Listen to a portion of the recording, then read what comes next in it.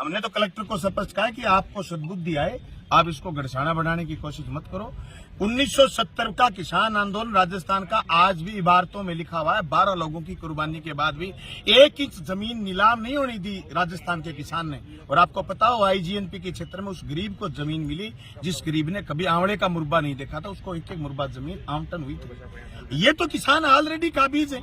इन किसानों को सरकार जमीन दे और रियायती दरों पर दे, क्योंकि 75 साल से ये काश्त कर रहे, इन्होंने इस जमीन की हिफाजत की है, इस जमीन को उर्वरक बनाया है, इस जमीन में इन्होंने खून पसीना सींचा है। इसलिए इन काश्तकारों की, किसानों की मांगों को ध्यान में रखते हुए सरकार अहम और बहम पाड़ने की बजाय खातेदारी का हक प्रदान करे, न कि किसान की जमीन लूटने का दुस्साहस करे। सरकार का आदेश जो किसी के कहने से ये कर रहे हैं, सरकार का आदेश जो किसी के कहने से ये कर रहे हैं, सरकार के नुमाइंदों के आदेश से कुछ कर रहे हैं या भजनलाल सरकार के आदेश से कुछ कर रहे हैं, उसमें आज वाली अपनी हाजिरी को ये मेरे को लग रहा है थोड़ा कम मान रहे हैं। इसलिए आगे का कार्यक्रम कामरेड अमराराम सारी संघर्ष समिति और किसान सभा से बतिया करके आए हैं, आगे का कार्यक्रम तय करेंगे। लेकिन हमने स्पष्ट शब्द में ये बात कही है कि 3 पीढ़ियों से बैठे लोगों की जमीन 1 इंच भी छीन लेने अमराराम रखें। साथियों, सबसे पहले तो आपको धन्यवाद कि भजनलाल का प्रतिनिधि कलेक्टर बैठा, उसके बुखार चढ़ा दी, उसकी पेट दी। वो कह रहा मैं आपकी लिख के भेजूंगा, उसने लिखे तो बैठा गेट पर। लेकिन सरकार कितनी बेईमान है। 15 अगस्त 47 के बाद बहुत सरकार आई, मैंने भाषण ही यहाँ से शुरू किया था। अनेकों मुख्यमंत्री आए, अलग अलग पार्टियों के आए, लेकिन किसी ने भी आपको आके नहीं छेड़ा ना। ये भजनलाल ही है, इसलिए उसका इतना बेईमान आदमी है, उसके लिए हमें ताकत दिखानी।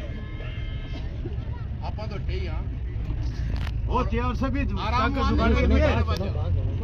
मैं कलेक्टर, मैं SP, मैं DISP, आप सड़क पर नहीं बैठा, भजनलाल की छाती पर बैठा।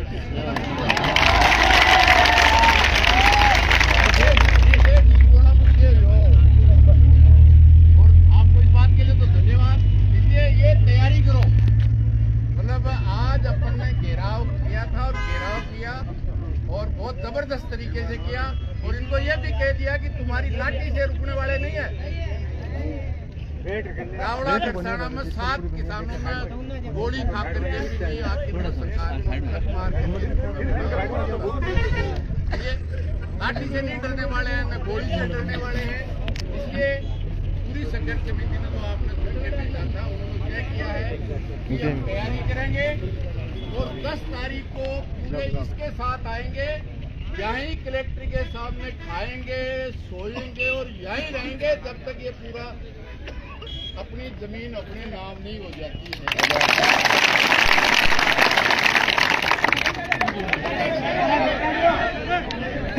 मुकेश जी के उसमें धक्का मुक्की में पैर में मोच आ गई थी, ये थोड़ा सा ठीक करवा के अभी अपने पास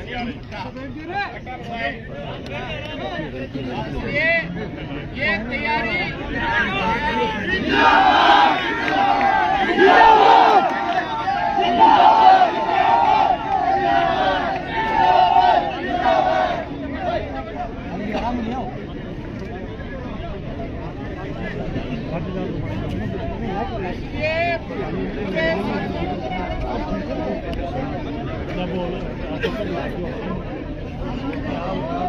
सुनो भाई, सुनो रे।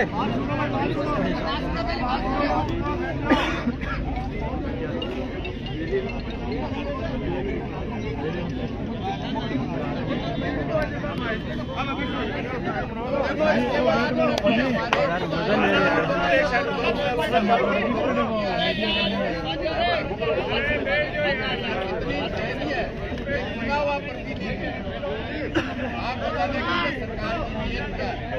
इसलिए ये तय किया है कि अभी हम तैयारी करेंगे। आज 27 तारीख है, तैयारी करेंगे। कुछ शादियाँ भी अभी भी हैं, 2 तारीख से भी है, और इस तरह की तैयारी करेंगे।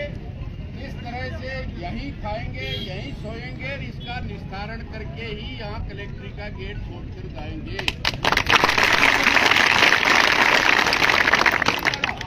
10 तारीख आने वाली 10 नवंबर को पड़ाव के लिए तैयारी करके आएंगे। उससे पहले जिन लोगों के खेतों पर इन्होंने बोर्ड लगाया है वो फसल किसी की खड़ी है, फसल आराम से काटे।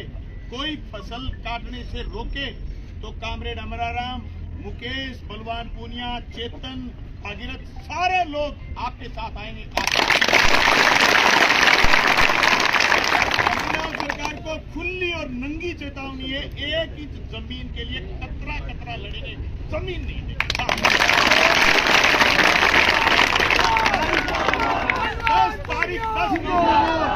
10 नवंबर को सर्दी, गर्मी, आंधी, तूफान क्या मायने रखते हैं जीने में जब आग लगी हो।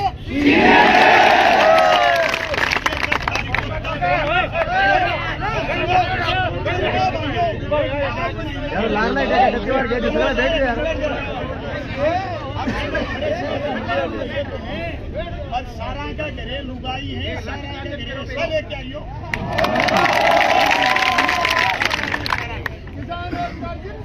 जिंदाबाद जिंदाबाद जिंदाबाद जिंदाबाद जिंदाबाद जिंदाबाद। हम हमारा हक मांगते हैं, किसान एकता जिंदाबाद जिंदाबाद जिंदाबाद, किसान एकता जिंदाबाद जिंदाबाद जिंदाबाद। साथियों 10 दिन से लगातार अपन गाँव में गए हैं और आज भारी संख्या में जो आप लोग आए हो और भूखे खड़े हो इतनी देर तक।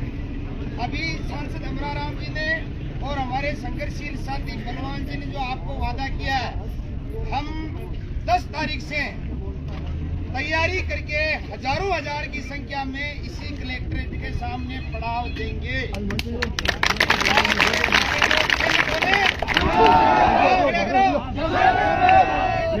बहुत बहुत धन्यवाद। और कोई भी कलेक्टर किसी भी जगह अलॉटमेंट की जगह जाएगा तो हम यहाँ बैठे हैं कि इसकी भजनलाल की पुलिस को देख लेंगे हम। एक बात। और दूसरी बात, अभी कलेक्टर ऐसे कर रहा था, ऐसे बुरी हालत थी उसकी, उन्होंने कर दिया मैं नहीं करूंगा, अब नहीं करूंगा, ऐसे कर रहा था, नहीं करूंगा। भारी संख्या में धन्यवाद। आप पड़ाव नाम दिया जाएगा उसका। साथी मुकेश भाकर चोट लगने के बाद में खड़ा हुआ बोल रही हूँ, चोट लगने के बावजूद भी वापिस आए हैं। ये 10 तारीख को भी वापिस आएंगे, आप चिंता मत करना।